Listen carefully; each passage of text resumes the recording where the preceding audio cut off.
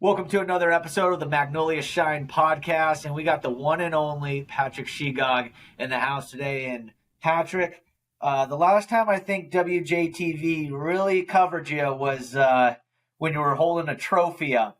Talk about winning the Conerly Trophy, because I feel like that's probably the biggest question you still get asked to this day. Yeah, no doubt, no doubt. What I remember most about that night really was just how much love that came to my phone afterwards. I'm pretty sure every contact that I have in my phone, I got a text or call from. Even people that I haven't heard from in years. So that's really what I remember most about it, and that's what sticks out. But definitely a lot of different things I remember from that night. I'll probably never forget.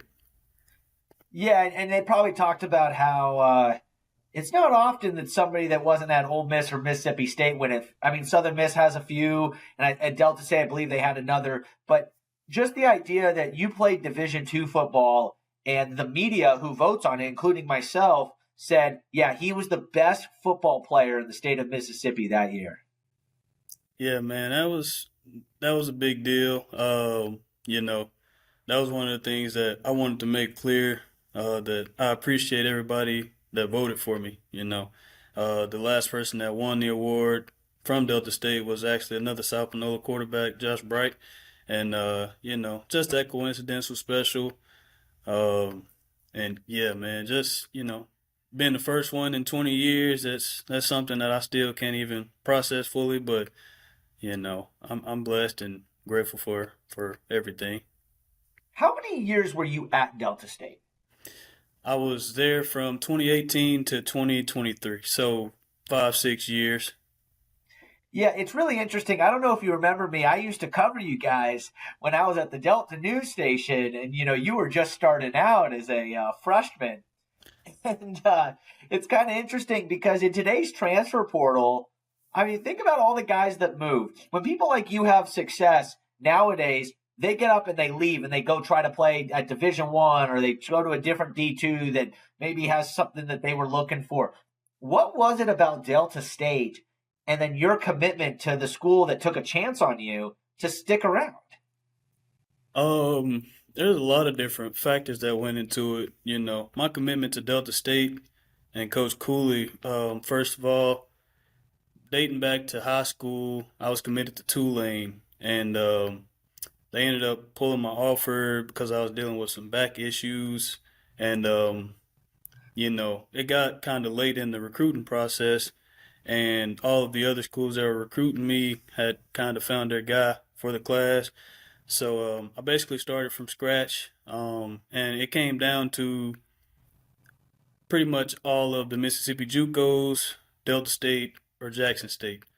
And at the time, I wasn't sure if I was going to be able to play. Um, and I didn't want to, go sign with the JUCO, and God forbid something happened to my back. And, the most that I would get paid for is an associate's.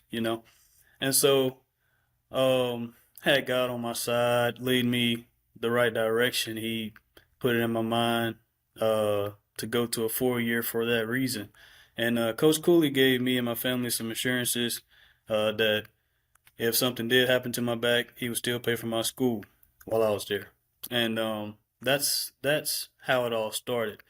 And the thing with the transfer portal, there came a time in the 2022 season where uh, I didn't perform as well as I could have in the 2021 season, and so the next spring I lost my job, and had a great quarterback battle with a couple other guys. I went into fall camp as the third string QB, and had a lot of people advising me that I should leave following that spring, but what kept me there, and I tell everybody this, is the guys that were on the team, and two of my roommates especially, Damon Moore and Keyshawn Jennings. They blocked for me. They were my roommates for years, and I really, really did not want to leave those guys. And another one of my linemen, Nick Millsap, I just didn't want to, leave those guys. And I believed in myself that, I would eventually get another chance. And when I did, I wasn't going to look back. And that's what happened. And, you know, I just, when I signed with Delta State, I had goals in mind. And at that point, I had not reached them. And, I thank God every day for, just keeping me there and allowing everything to play out the way it did. It's really crazy the adversity that you had to go through. I mean, when you really think about it, whether Hmm. it was the back pain that you thought that maybe you weren't going to play again, losing a Division I scholarship to a really good Hmm. non-power four school. I mean, Tulane's one of the best out there that's a non-power four, No doubt. and losing your starting job, going through emotional battles, and yet someone like you stuck it out and was rewarded. What do you say to the people that maybe don't play right away that, hey, there was a time when you did have to stick it out and it usually was the right decision? Right.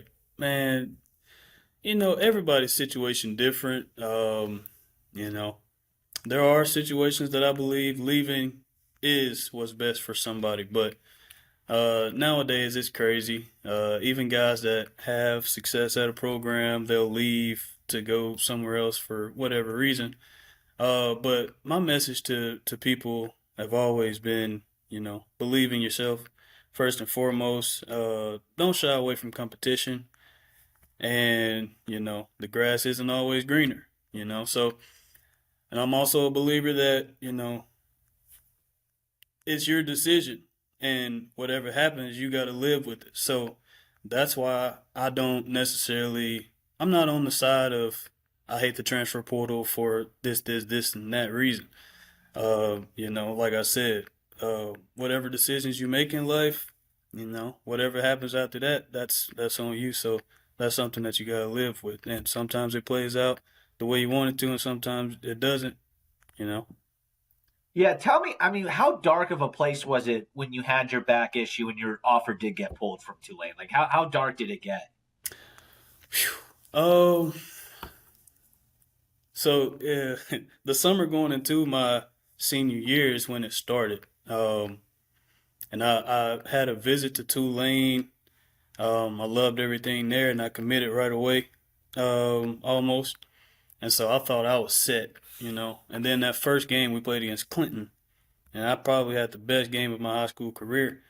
But I ran the ball a lot that game, and all my back pain kind of flared back up. And that next week at practice, I didn't practice at all. I was just stretching the whole time. And we had a big game at Brandon, and so I was probably like honestly 40% healthy. But me being the competitor that I was, it's a big game. It's Brandon. I had never played against him before. I tried to I tried to gut it out, and that was a long, long night. And I ended up missing the next week just to give myself a week to recover. But Tulane kind of put two and two together and realized why I missed the game, and they came down and told me. And I've always been, in church. I believe everything happens for a reason, and so I never I never felt, forget Tulane or felt bad towards them.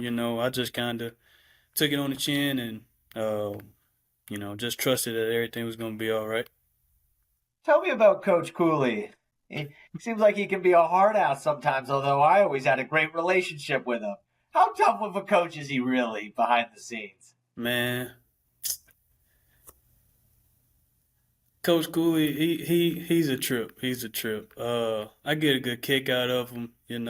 I tell people all the time, especially some of my teammates, that like, he football is everything to him. And so the way he acts, you just have to understand that that's the reason why.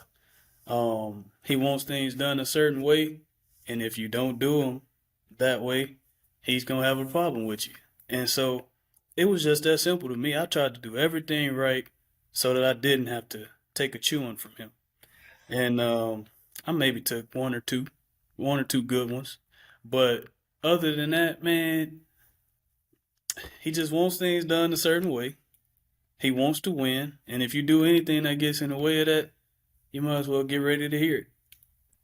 Yeah, give me a story. Give me a story of when he chewed you out. I gotta hear this because I've been in a media room with him and him start to kind of it's because you can see it start to build in him. You can Hmm. you can sense it starting to come. It's not like a 0 to 100. It's like, oh, here we go. He's about to Yeah. go. Give me a story. I'm trying to think. It had to have been early because, you know, after being there a couple years, I knew what not to do. Um, Even if it's not you, if it's someone else, and you don't have to name the player. okay, let me think then. I'm gonna give you this story, just because it's the first thing that came to mind. You know, um, my freshman year, I was the second string quarterback. I was playing behind a fifth year senior. Um, and the second game of the season, he sprained his AC joint or something like that. And so I had to start week three. Week three, we played against a school named Florida Tech. So we flew down there the day of the game, um, and we did not get off to a great start, to say the least. We were down like 21-0 within the first 5 minutes. It happened quick, right? And, you know, since it happened so quick, everybody's trying to figure out what's going on. He got us together in the huddle. He told everybody, calm down. The rest of that first half, it still didn't go well. You know, people were into it. Coaches, he got into it with another coach, I believe. He was mad at us. Man, we went into the locker room. He's throwing coolers, slinging chairs. You know, he's letting everybody have it. He told everybody he would fight everybody in there. Man, that He said he that would wait. He said he was ready to go. he He's said hey, he might have had more fight than you guys that day. maybe. We put up a better fight that second half, but man, he used to kill me with that one. I'll fight everybody. I'll fight everybody in here. You know. But you Uh, respected him, right? I mean, you really yeah, did. yeah, no doubt, no doubt, no doubt. Like I said, I knew underneath all that is just a guy that wanted to win. So, uh, that's how I dealt with it. Yeah, I mean, I always remember the time he was talking about the what is a decommit, right? Like everyone was committed, and the decommit. I remember that went viral on social media Yeah, after he did that. yeah. So what's it like coaching kids now? I mean, you were somebody like we just talked about that went through all this adversity. I would think that you would have a lot of good to share. Right.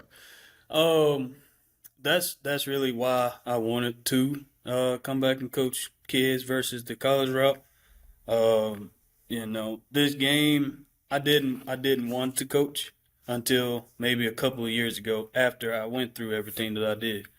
And just sitting back and thinking on everything like, man, who I am today is because of the game of football. And I really just want to, be somebody that can relate to kids and share certain stories that'll possibly help them and, help mold them into better young men. This game, so much comes with it on the day to day that, I truly believe there's nothing that I can't do in life because of the things that football has put me through. And like I said, that's why I wanted to come back and coach kids versus the college route. And what are some of your best memories of playing? Like, let's bring up South Panola.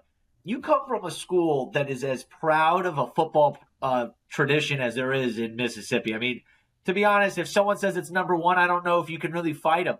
I'm sure there's a lot of people that think their school is number one, but South Panola might be it. Like, it is what it is. I mean, when you think about their tradition, when you're the starting quarterback of a school that it has that much tradition in it, it's got to be overwhelming as a young man because you're not even 18 yet. Right. Yeah, man. It starts young. It starts young. Since I can remember, I'll say about second or third grade is when I really started to, understand what I was looking at when I was at football games, right? And every single year we're in Jackson at the state championship. So it starts young, little league games. It's a standard. Football is Batesville, Mississippi, and you get to the high school level, and now it's your turn, and you don't want to be the ones to let them down.